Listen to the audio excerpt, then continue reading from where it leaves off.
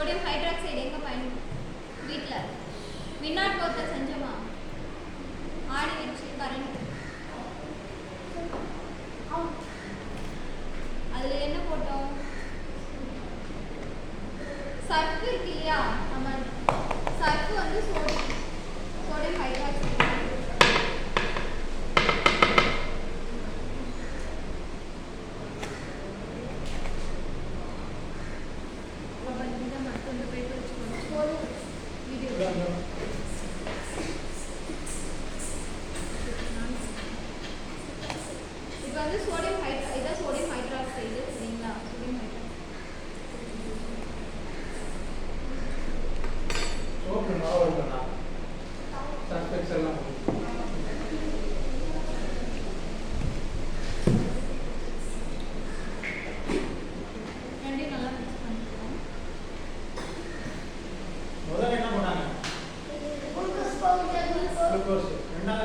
sodium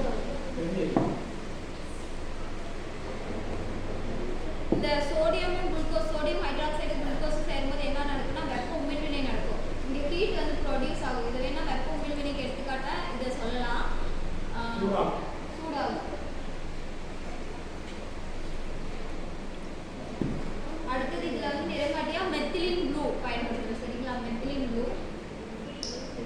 இதுக்கு பதிலாக நம்ம இங்க் நம்ம யூஸ் பண்ணுறோம் இல்லையா பேனா இங்க் அதை கூட யூஸ் பண்ணலாம் அதை யூஸ் பண்ணால் ரெட் கலரில் வரும் இப்போ மெத்திலின் ப்ளூ ஆட் பண்ணதையும் ஃபுல்லாக ப்ளூ கலரில் மாறிச்சு இப்போ திருப்பி இது ப்ளூ கலர் வந்து ஆக்சிஜன் ஏற்ற வினை திருப்பி கலர் மாறிடுச்சா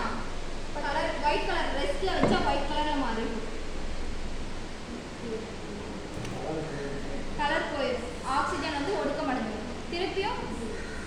ஷேக் பண்ணலாம்னா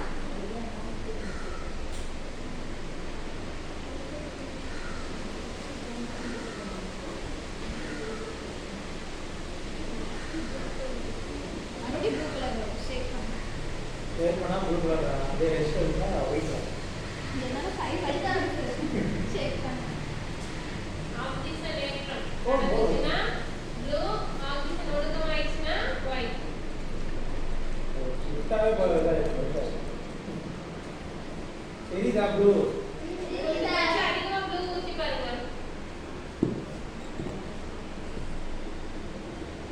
ப்ளூ கலர்ல இருக்கா இப்போ தெரியுதா ப்ளூ கலர் ப்ளூ கலர்ல இருக்கிறது எப்படி ஒயிட் ஆக்சிஜன் ஏற்ற வினை கொஞ்சம் ரெஸ்ட்ல வச்சா என்ன ஆயிரும்னா ஆக்சிஜன் வந்து ஒடுக்கம் அடைஞ்சது கலர்லெஸ்ஸா மாறிடும் திருப்பியும்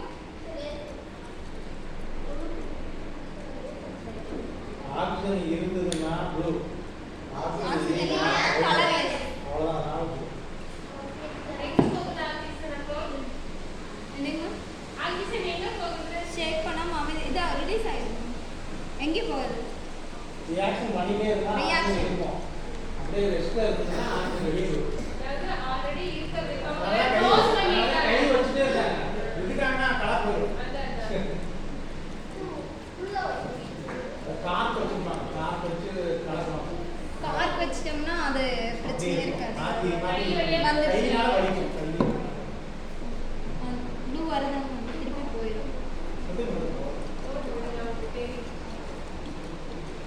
ஷேக் பண்ண இது வந்து ஆக்சிஜன் ஏற்ற ஒடுக்க வினைக்கு எடுத்துக்காட்டு சரிங்களா ஃபர்ஸ்ட் கலர் ப்ளூ கலர்ல இருந்துச்சுன்னா ஆக்சிஜன் இருக்கு கலர் மாறுதே ஆக்சிஜன் வந்து